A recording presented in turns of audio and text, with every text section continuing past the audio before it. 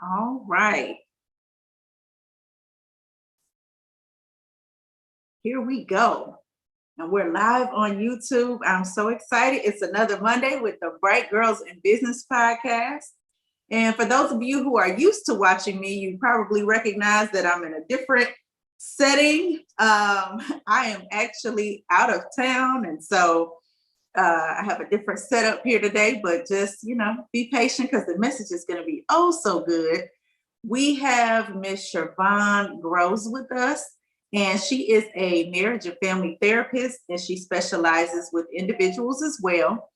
And as you can see her banner behind her, it says she helps individuals and families achieve greater. And I think that is so awesome. So thank you so much for joining me, Shervonne.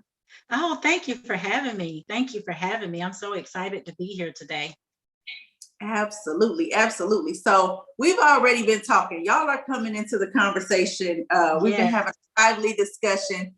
And what we're going to talk about today is mental health for entrepreneurs. And particularly, of course, anytime I'm on here is the Bright Girls in Business podcast. I'm always talking to women entrepreneurs. And that's what we're going to kind of nail our focus today. It is so imperative for us to, take care of ourselves and our mental health and things like that, manage stress and all that. I have my own personal testimony of that. And it's funny, I was telling Shervonne that right now, as I'm out of town, even though I'm not on vacation, I'm somewhat on a mental health reprieve.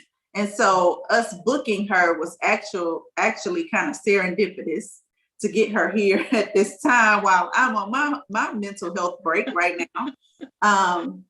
But I really wanted to bring her on, like I said, because I feel like the conversation is very important. So Shervonne, again, welcome. Thanks, Chanelle.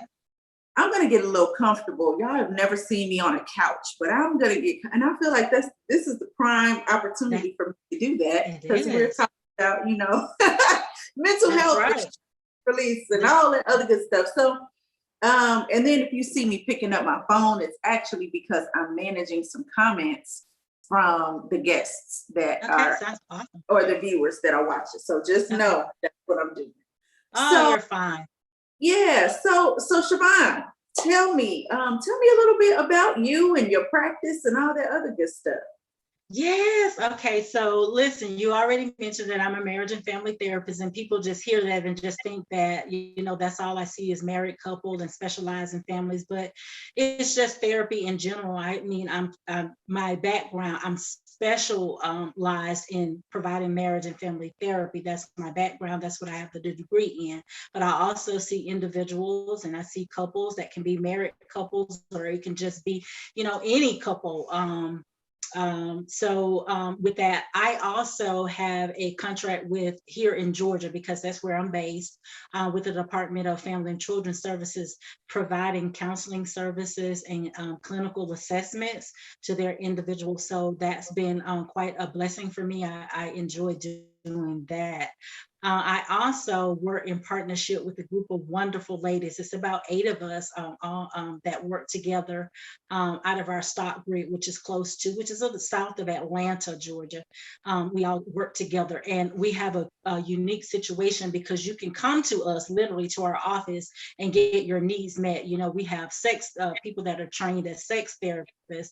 We have licensed professional counselors. We have licensed clinical social workers, and our licensed clinical social worker also has a background in providing she has military service.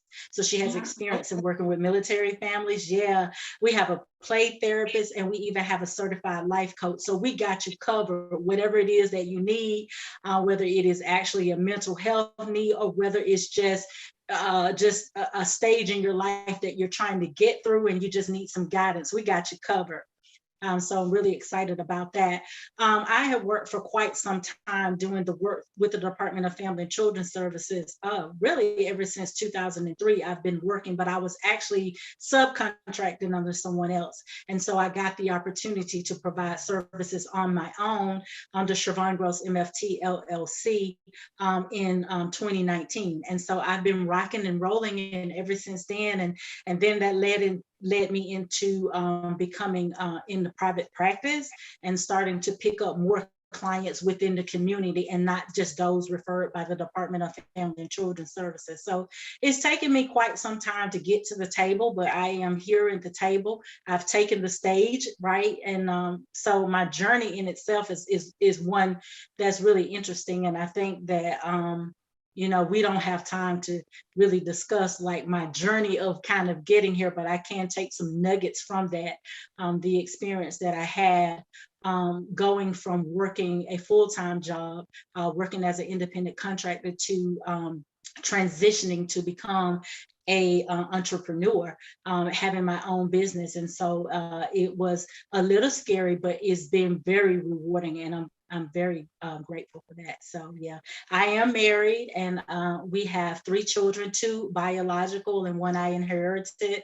by way of marriage. My oldest son is 26, my daughter is 19, and I also have a 16-year-old daughter. So yeah. So Awesome. life is pretty busy. And I also have a grandbaby. How could I forget the grandbaby? That's the one that keeps me on my toes. So yes. Yeah, sounds like you have a pretty full life. And I I think do. you kind of fit the bill for exactly who I want to talk to and talk about today, as far as, busy women entrepreneurs who have many hats. And Mhm. you have the family, you have the business, you have, friendships, and all different type, volunteer and service and different Right, organizations that you might be a part of. And then you, right? So many times right. we give so much to these other compartments of our lives that we Mhm. forget about us. And so what I really want to talk about is, and I already shared with you the book, and I want to show this book off. I'm reading this book Yes. called Get Over, I Got It. It's by Elaine Fluker. And it has really been, the subtitle is How to Stop Playing Superwoman, Get Support, and Remember that Having It All Doesn't Mean Doing It All Alone. And so Yes, I love it. that goes into my question to you. How do you encourage women to lean into their support systems? Because so many high achievers, even myself, Mhm. find it hard to actually ask for help or even know when to ask for help. Yeah, yeah. I think the main thing is that we have to make sure that we're intentional about keying in or tapping into the resources.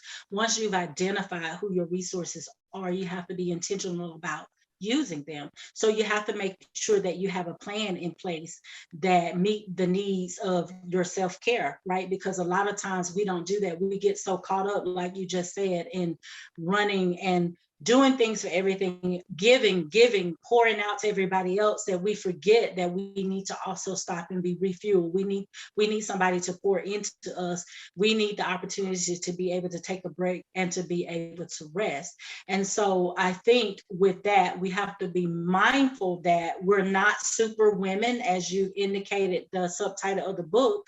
And what helps a lot is me helping women to understand that superwoman is basically a mythological creature. So that means she doesn't really exist. And Yeah, so we have to realize that and take that for where we are limited. We cannot do everything within our own strength. And so we have to prioritize, make a list, whatever it is that you will find within yourself to be able to do, then that's exactly what you have to do. I love And this that is, yeah.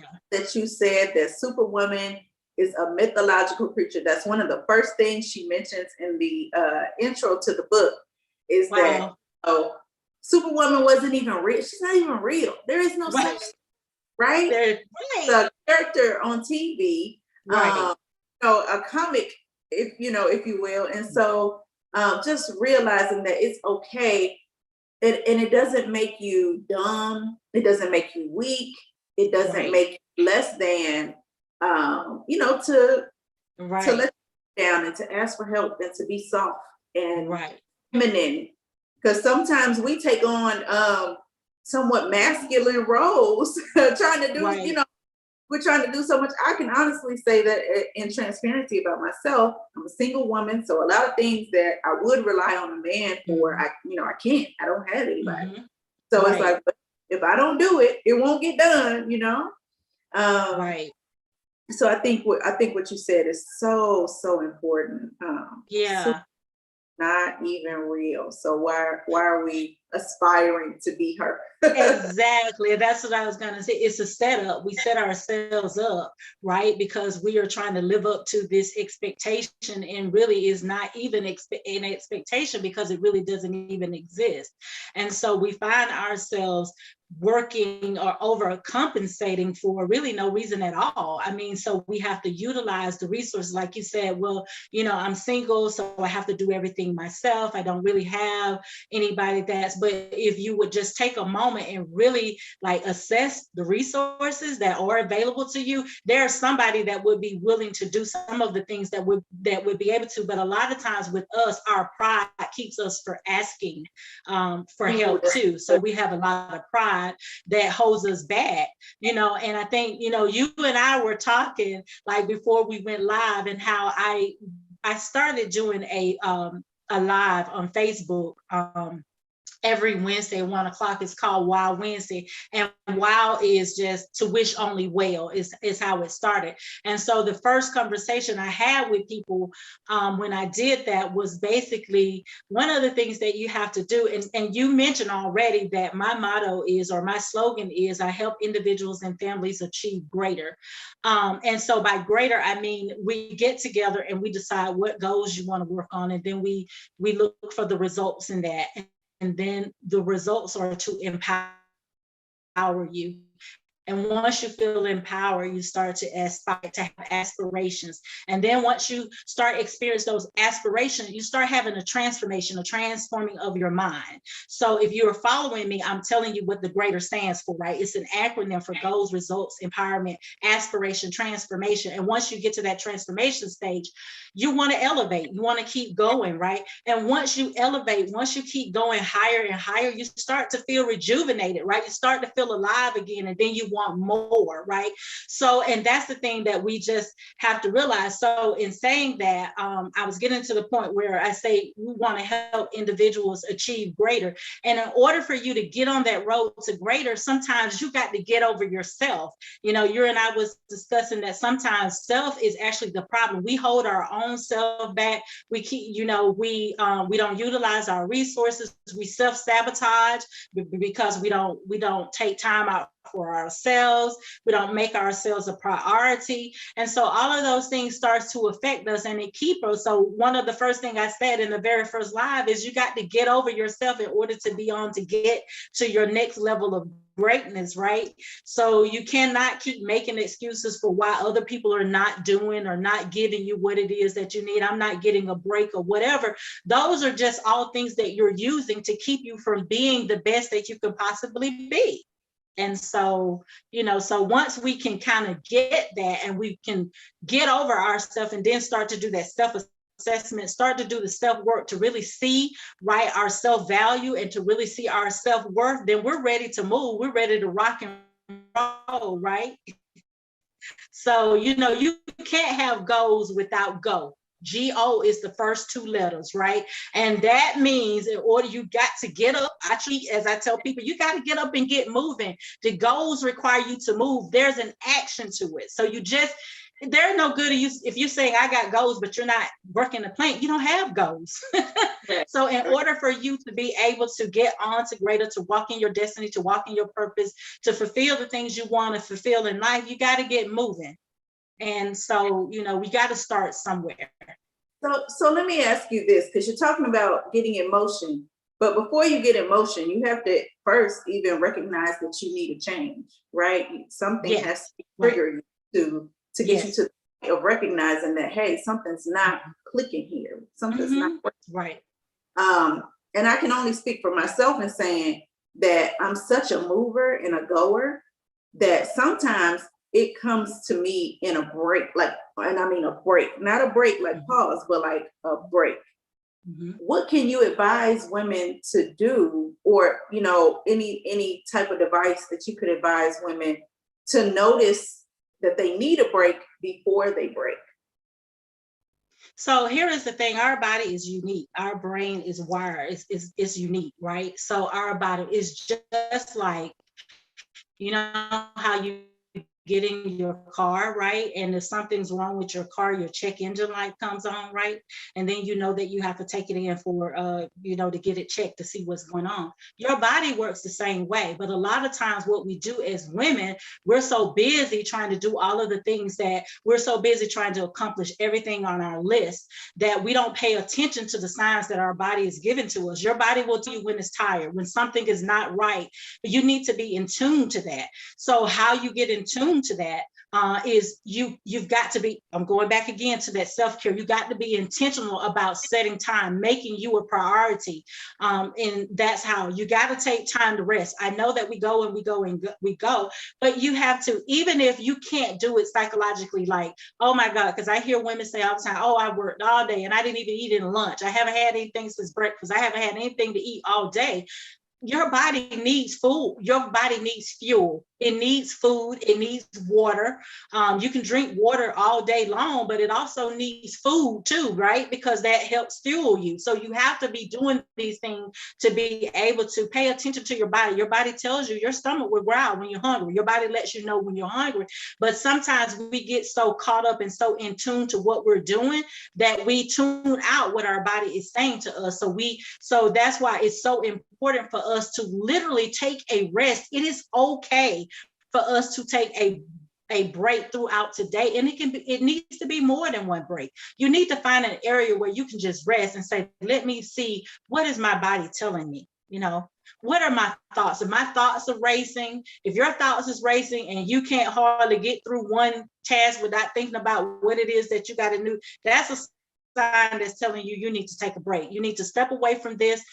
I take mental health breaks during the day. One of the things that I found that kind of helps me during the day is I will literally turn on some music and I will start dancing. Like, I like old school music, so I'll go back and I will literally just start. Or I will go and I will literally get on Facebook or either I'll go to my favorite shopping site, even if I don't purchase anything, but something just to take my mind away from me starting to feel, or I'll go outside and I'll take a walk, or I'll just sit there in the sun. I have a screen porch that I love to just go in the back and just sit there. Another thing you can do is just kind of listen to some calming music, the nature sounds, take a walk, or just anything to just give you a break, and then come back to it. You need to be intentional about your needs and listening to what it is that your body is trying to tell you. So if you have a problem with up here remembering that, okay, I gotta eat lunch, schedule it. You have a calendar, schedule it. Okay, at this time I'm taking lunch. This is going to be my lunch time, or this is going to be my self-care time. This is when I'm going to take a 5-minute walk, or 5 minute, I'm going to listen to some music. I'm going to do the bus stop, or whatever it is that you need to do to just kind of get your mind to be able to refocus. And so, so we have to be, like I said, if we can get in our mind about being intentional about taking care of ourselves, taking care of our mental health, being proactive when it comes to self-care, and you're not being selfish, because a lot of times as women, we think that if we take a moment for ourselves, or if we want to go out and do, we start to feel guilty, or we start to feel like we're being selfish, especially if we got kids. Like, oh yeah, I can't do that right now. That's selfish if I decide. No, it's not being selfish. Right? You got to be able to take care of yourself and put yourself as a priority, because if you don't do that, then you start to feel overwhelmed. Then you start to get stressed. You start to experience the burnout. You're not any good to anyone else if you're not any good to yourself. So you have to be intentional about taking care of your own needs before you're actually able to take care of anyone else. That includes your children.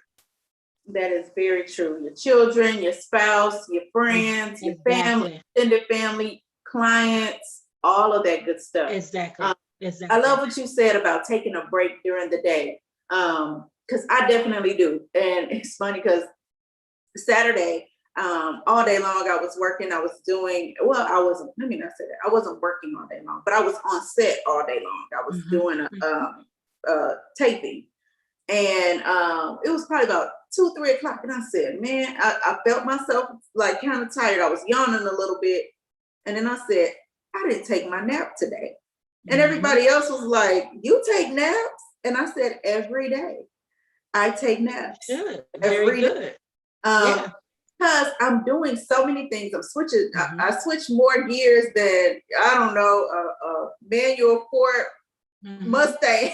Like, I'm like, you know, I'm doing so many different things and I multitask. And I've even learned that is not good for me. And I'm trying to like slow myself down from even doing that. Because again, you're just switching gears and you're moving and you're moving. And when I feel myself going too fast and I feel my head just swimming, I'm like, oh, it's time for me to go lay down on this couch. Or I have a moon pod and I lay on my moon pod. Sometimes, like you said, I'll listen to music to dance and shift, because I'm always like, I need to shift my energy. So I either dance, I do take naps most every day, at least 3-4 times a week, if not every day. And then I also I listen to meditative stuff on YouTube. Yes. Everything said, I'm like, okay, all right, I'm doing something right. yes. And it is really fun. But yeah, you do. Those things are and it's different for everybody. You have to find like what works for you, but it's usually whatever is pleasurable to you, whatever you enjoy doing.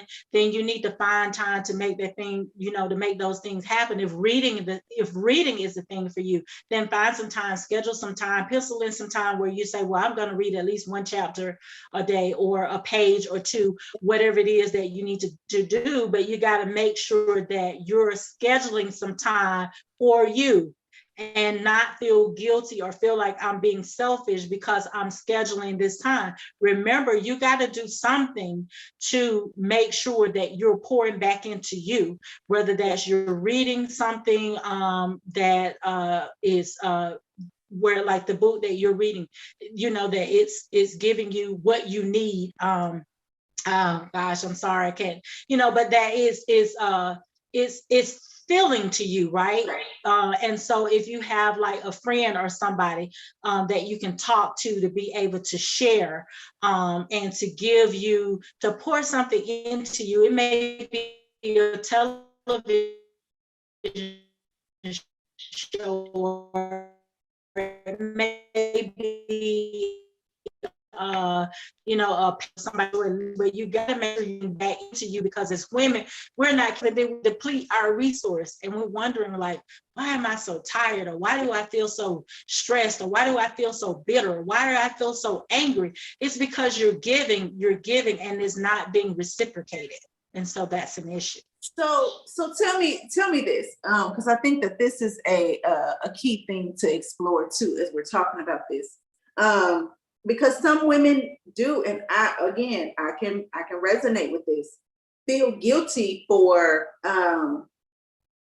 voicing our needs to others, right? Or asking people, or just saying no, or saying stop, or saying this is not working for me. Sometimes we do things out of obligation or people pleasing and all of that other good stuff. How do you advise women to navigate that? Like really taking ownership of themselves, right? Because you can get into those spaces where, like you said, all that resentment and anger and all of that stuff start bubbling up into your relationships. Yeah, I think as Black women, we have a history of just feeling like we've got to be, I guess that superwoman. We just have that, we've seen our mothers,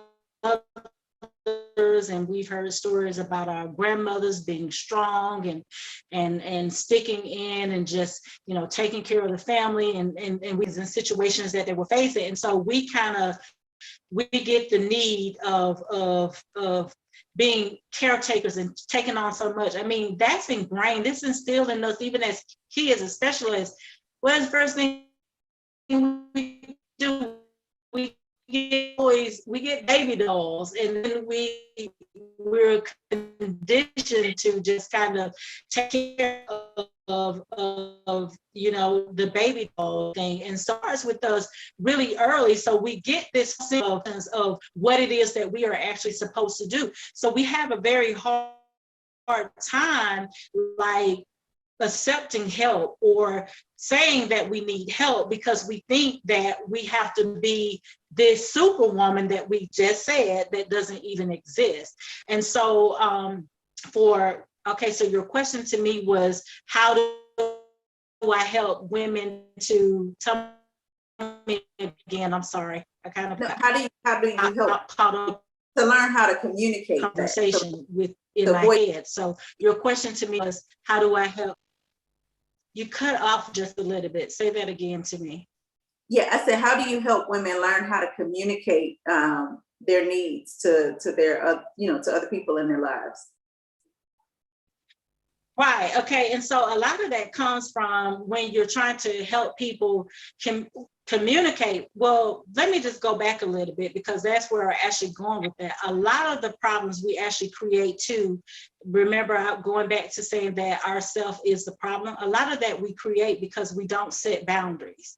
So when we don't set boundaries, we feel obligated to say yes when we really want to say no. We feel obligated to, when we don't have boundaries set up, we think that it's not okay. Like we got to do everything. It makes us believe that we can't delegate tasks, or that we can't ask for help. And so a lot of things, so that to me, I think it starts with us being able to set boundaries for ourselves, right? And to have those boundaries in place, and then being able to communicate what our needs actually are. And it starts with us just having a conversation. A lot of times when you're in therapy, that's what it's about. We're wanting to find, like, how can we make things better for you? You know, when I tell people, when they come before me and we are in a therapy sessions, I want you to tell me what it is that you feel that you need when you're coming to me, when you feel like, well, tell me where it is that you want to go, right? And I operate on this. So this is how I explain it to my clients when they first come before me. I want you to see me as like your GPS. So you're telling me what it is that you're wanting to. You may not know exactly the exact location of where you're trying to go, but you know about the general area, right? And so you're giving me as much data as you can, and I take that and I help you navigate to where it is that you're trying to go, right? And so it's that you're traveling on to assist you with, let's find an alternative route, because this one has some blocks and roadblocks, that's gonna keep you from getting to your journey within that time frame that you're trying to get to. So that's how I help. So when you're coming to me, and if the problem is that you're having issues communicating how it is, first of all, let's explore what is the reason behind you having that roadblock where you're not able to clearly say what it is that you want, or what it is that you need, or what it is that you desire, right? And so any part of any healthy relationship, including a relationship with ourselves, involves communication. So we need to be able to clearly communicate what it is that we need. And so you're not going to have success with any relationship if you don't have that, right? So our first relationship should be to ourselves. You have to be able to have you want what's best for you. So you got to be able to communicate what you actually need, right? Even if you're communicating that to yourself, you got to be able to tell yourself, you need some rest. Girl, you need some rest. You need to sit down somewhere. You need to get some rest. You need a vacation. Whatever it is that you need, you gotta start, practices and having conversation.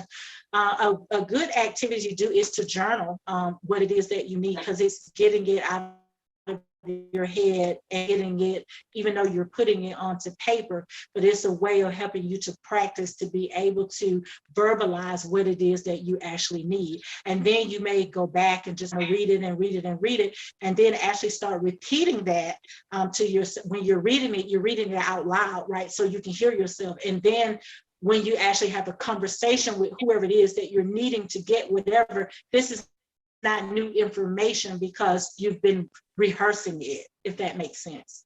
Yeah, it does. It does make perfect sense.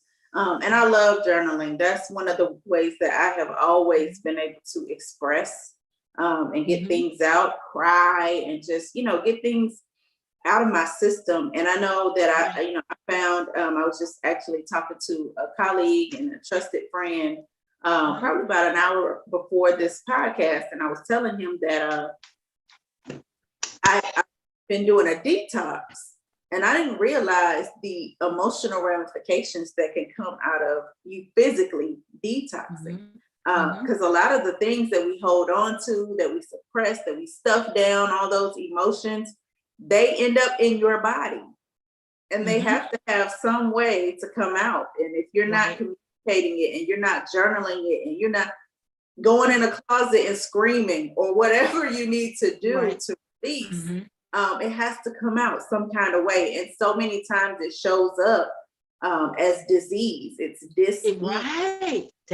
And it showed up in my life in that same way. And I didn't realize that that's what I was doing to myself. I was poisoning myself. Yes, right. It is. And so that's why I also try to, when I am talking about mental health, I always point out the fact that our mental health is just as important as our physical health, right? And a lot of times we'll neglect our physical health, but for the most part, if we're feeling too sick, we're going to go to a doctor, we're going to see a doctor. But, as Black women, or women in general, but I can specifically speak for Black women because I am one. And so what happens is we'll feel bad emotionally and mentally, but we'll keep going. We'll put on some makeup, we'll put on some lashes, we'll put on some clothes, we'll look super cute, but we really, we're just a dressed up, messed up person, right? Because we won't get the help that we Right, exactly. Yes. We won't get the help that we actually need. We won't let people know that we're suffering and that we're going through. There is nothing wrong with you if you have to see a therapist. It doesn't mean that you're crazy. It doesn't even mean that you have a mental health diagnosis. It's just, you may just be in a funk. I'm stuck. I'm just trying to figure out, how do I go from, I don't want to feel like this. I just feel like something is off. I just got too much. I'm overwhelmed. Therapy is just a safe place where you can come into and you can have a conversation with somebody, where you can express your innermost thoughts and feelings. Whereas you may feel like, well, I didn't want to tell my friend that, or I didn't want to tell my mother that because I didn't want them to judge me. We're supposed to be non-judgmental when you come. And that's why it's so very important that when you have a therapy session, your first therapy session, you should be interviewing your therapist. You should be getting a feel for how this actually feels for you, because it's important for you to mesh, to jive, to connect with your therapist. If you're not connecting with your therapist, it's not going to be beneficial to you anyway, because you're not going to feel like you're able to talk to that person and get what it is that you need to have. It needs to be real conversation. You should be able to say anything to me. I get tickled sometimes because my client will say, well, I'm trying to figure out I want to say this, but I don't want to look like a bad person, or I don't want to sound like whatever it is that they're afraid to say. And I'm like, this is your session. You say it however it is that you want to say it. It's okay if you feel like, I don't want to use this word, or I don't want to curse, and I don't want to use, yes, say whatever, because it's your session. And so that's the kind of thing that everybody should be getting, whether it's a life coach that you're seeing or if it's a therapist that you're seeing. But you should be in charge, and you should feel comfortable with being able to communicate, because there is a need there that you're trying to get met. You're not there just to be there. You're there for a reason. I like that, because me and my therapist, when we first met, I had came through, it was in the middle of the therapist that I have now was in the middle of COVID. And I had a whole bunch of stuff from my past, like resurfacing. And I was like, oh, whoa, what's going on? Right. And when we met and we talked, I felt like I was talking to one of my girlfriends. And it got so good to me, I forgot I was in therapy. Because I was running it, just talking, and it just felt so comfortable and we had such a good, and I attribute that one, she's a Black professional as well, so we have the same, walk of life. And so it was a language that we understood with one another, that I didn't have to explain to her. It was cultural things that, hurdles, that I've had in the past with therapists, and not to say that they were great at their jobs. Yes, right. But the difference between showing up like me and sitting across from a white man in a tie, right? As opposed to talking to a sister girl that I could sit and say, sis, listen, this is what's happening. And oh my God, and I use my everyday language, and it's no, what do you mean? Or how did that happen? Or what do you, none of, I don't have to explain myself. And so I would ask you, because you are a Black woman, and many of my viewers are Black women too, how can we find therapists like you? Is there some type of site? Is that like, how do we seek out other women or even other Black people? I know it's so few and far between in this industry, but we need to support y'all. Okay, just like we need your support. So how can we find y'all? And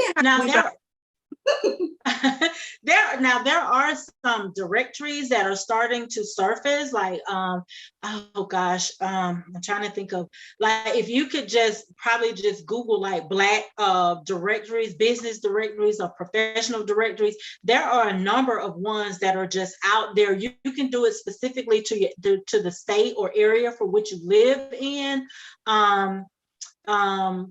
So that's one way how you can do it. In terms of finding specific. Now, I know that every state has like a listing for therapists that you can get, but it's not going to tell you whether that therapist is a Black therapist or not, or whatever color therapist that you're looking for. And so there are a number of sites, like I said, that's coming up, because one thing it seems to me like this pandemic that has brought out of there is a connectedness among Black entrepreneurs, and that we're coming together and starting to support each other and to just show listings. Even on social media, there are groups like Black therapists. If you have Facebook, if you have Instagram, if you have what's the newest one that just came out, the Voice thing is Clubhouse. Yes, Clubhouse. So there are a number like Black therapists, like Black female therapists. There are groups that are just actually like that. I know that Porsche, I can't think of her, Nikki Porsche, she's out of Atlanta, Georgia, but she has this website that's called Buy from a Black Woman. And so if you go onto that, it has like all types of entrepreneurs, and it does include therapists as well, that you can get information from, from there. So yes, and then for me, myself, with my website is still in the process of being developed, but you can also, this is really awesome. I'm also on the website, as I mentioned earlier, I partner with other women. And so we're all under the therapy offices of Stephanie Hughes, which she's another awesome African-American. She's actually my mentor. And so if you go to www.stephanie, Stefanie, Hughes, HUGHES.com. I would advise anybody that's listening to this to go on there and click on that, because remember, I talked about the team of therapists and how you can get your needs met there, right? So you can click on meet the team. There's a drop-down box, and you will see every one of us. It's 8 of us in all. And so you can click on us and you can view our profiles, and you can schedule an appointment there. And a lot of times too, therapists offering like 15-minute sessions, just kind of to connect, so, I would also advise, if that's an opportunity for you, then take advantage of that, to be able to see, if this is a right fit for you or not. But that is one way how my website will actually be www.ShervonneGroseMFT.com. And so, but you'll just see that it's currently under construction. But if you want to read more about my bio and you want to schedule an appointment, you can do it, even if you live in another state, because of the COVID-19. Telehealth has become really, and I don't think it's going anywhere. So we can see it. As a matter of fact, I pride myself on saying that I have some clients that are not actually in the state of Georgia that has connected with me through LinkedIn and other social media. So I'm real pleased about. It's just so amazing to me how this social media has connected me. Like within this last year, I'm connected with people out in California, and people, it's just amazing to meet people up in Michigan. And so it's just real awesome to me that I've been able to connect with women. Washington, D.C. BrightGirls is another directory that you can look into and find some things there listed for whatever you may need to, and that's specifically for Black women. And so so there are some things out there. Awesome. I love it. Yeah. I love it. Like I said, I felt like this conversation was timely. Not only, what I'm personally going through, I was like, okay, maybe this was all serendipitous. It all just kind of. And then, of course, I'm sure most people have been, if you've been paying attention to anything going on in the news, what happened with Naomi Osaka. Yes. Yeah, and her really just bringing forth the need for mental health reprieve, right? I mean, I can only imagine competing at the level that she competes at, and how awesome she is. And then battling with depression and anxiety and things like that, and all the pressures that come along with that. And so I really am so excited and so thankful that you came on today, because I feel like it is so needed. It is so needed. Ladies, if you are watching this and you know that you need to get some help, even if you may not be ready to fall to pieces and cry and ball up in a corner, but just, you need to just exhale a little bit. Please seek out some help and get on somebody's couch, get on somebody's Zoom, whatever you need to do in order to take care of you, because you are always so much greater than anything else that you do. You matter more than what you do. Okay. I just want to put that out there. Because so many times, especially like I said, entrepreneurs, women entrepreneurs, so it's layers. It's like you're an entrepreneur, then you're a woman entrepreneur, then you're a Black woman entrepreneur. And don't forget the mom. And then if you're a mom, and wife and daughter and all this other stuff. And I just really want to champion us, all of us, to be able to take care of ourselves and not find ourselves in dire straits or in situations that we can't recover, we either can't recover from or are hard to recover from. So take care of yourselves, ladies. Thank you so much, Shervonne, for joining. You're welcome. And let me just mention this if I can. We have a self-care conference that's coming up. I forgot to mention this. Listen, ladies, if you guys are out there listening, please go to www.mocalmentalmagic.com.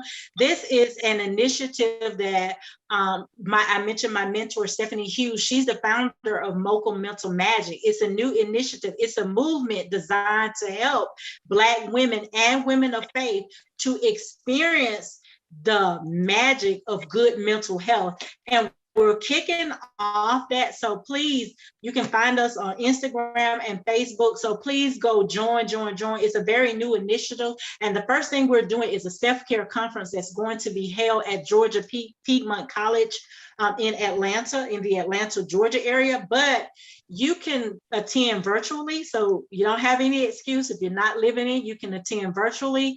or you can attend in person. And if you're in the Atlanta area and you choose to come, but listen, we got people that are going to actually fly in to come down to this conference. So we're really excited about it. So you can find out information about Mocha Mental Magic, that movement, because it's a movement dedicated to helping us learn about mental health, right? And then to experience the magic of what it's like to have good mental health, right? And it all starts with self-care. That's the prerequisite to having good mental health. So, you know, and I think people as women in general, we have a misconception about what self-care really is. And so I know people are like, what's going to be all day that you guys can do 2 days on self-care? But you will be amazed, because the conference is designed for you to actually experience self-care, and it's more than just a manicure and a pedicure. So we're also on Clubhouse every Sunday at 7 p.m. Eastern Standard Time to talk about what self-care is leading up to our conference. And that conference is going to be June 25th and 26th. Our VIP is the 25th, and that's all sold out, but we still have general admission and virtual tickets. So please, please, please. And let me leave you with this tip: making you a priority. In order to make you a priority, you got to rest. Take time out, take you a mental health break. The second thing you got to do, because we mentioned this, is to set boundaries. And it's more than just, you know, saying no, right? It's also being okay with the decisions that you make. Be intentional about your me time. Schedule you some me time. And don't feel like you're being selfish when you're scheduling you some me time. And the last thing, turn it off. Turn it off. Social media is not always good. Sometimes you need to Right. And sometimes you need to disconnect from social media too, because sometimes that stuff gets and even from the news, that gets too much, especially with all the stuff going on with what stuff are doing to us. So the last thing is to practice and embrace self-care daily. Self-care is a lifestyle. It's just not something you do every now and then. It needs to be something that you do daily. Thank you so much, Chanelle, for having me. Thank you. Thank Chanelle, you. I said your name wrong. Sorry. It's all right. I said Chanelle. People always put the T in my name for whatever reason. Maybe I know Chanelle, so it's fine. So all right. Well, thank you. I know Chanelle, so it was just easy, just ran right off my tongue. Thank you for having me. I really enjoyed it. You are listen. Thank you, and enjoy your time, because you need it. So enjoy it. Yes. My time ends tomorrow, about this time tomorrow. So I am relishing in the last 24 hours of my own self-care and my own mental health reprieve. So I'm practicing what I'm preaching and what we're preaching to you here today.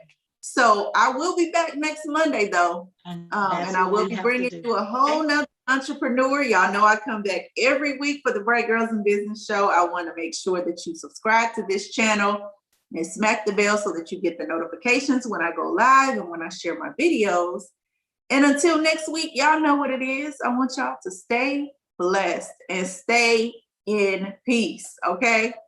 I'll see y'all next week. Bye-bye.